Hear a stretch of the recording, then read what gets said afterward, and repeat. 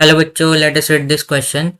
In Young's double slit experiment, if the separation between the coherent sources is half and the distance from of the screen from the coherent source is double, then the fringe width becomes.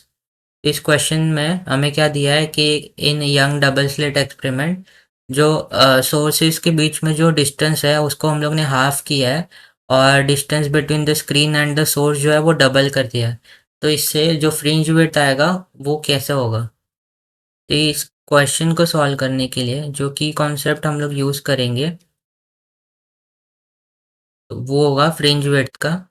तो हमें पता है कि इन young double slit experiment हमारे पास दो slits present होते हैं, ये S1 ये S2 और इनके बीच का जो डिस्टेंस होता है ये हमारा स्मॉल डी होता है।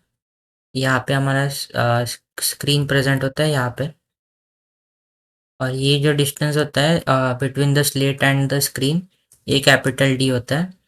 और यहाँ पे बीच में हमें एक सेंट्रल मैक्सिमा मिलता है। और हमें पता है कि जो फ्रिंज विड्थ होता है उसको हम लोग बीटा से डिनोट करते हैं, और ये बीटा का फॉर्मूला होता है लैम्डा इंटू कैपिटल डी अपन स्मॉल डी के इक्वल।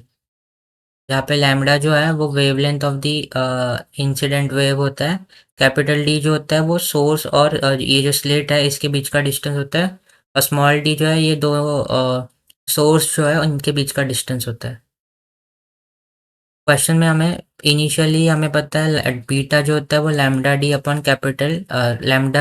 कैपिटल डी अपन स्मॉल डी होता है।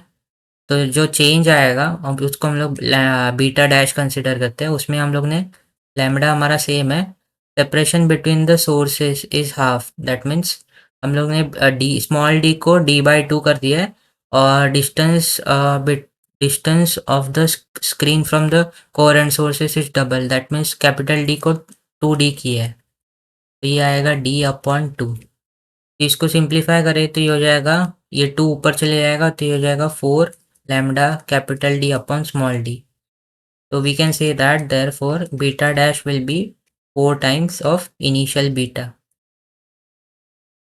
तो यहाँ से हम लोग कह सकते हैं कि जो फ्रिंज विड्थ आएगा चेंजेस करने पर वो 4 टाइम्स हो जाएगा इनिशियल फ्रिंज विड्थ के। ऑप्शन बी जो है हमारा वो राइट आंसर हो जाएगा। तो I hope you have understood it well and best of luck.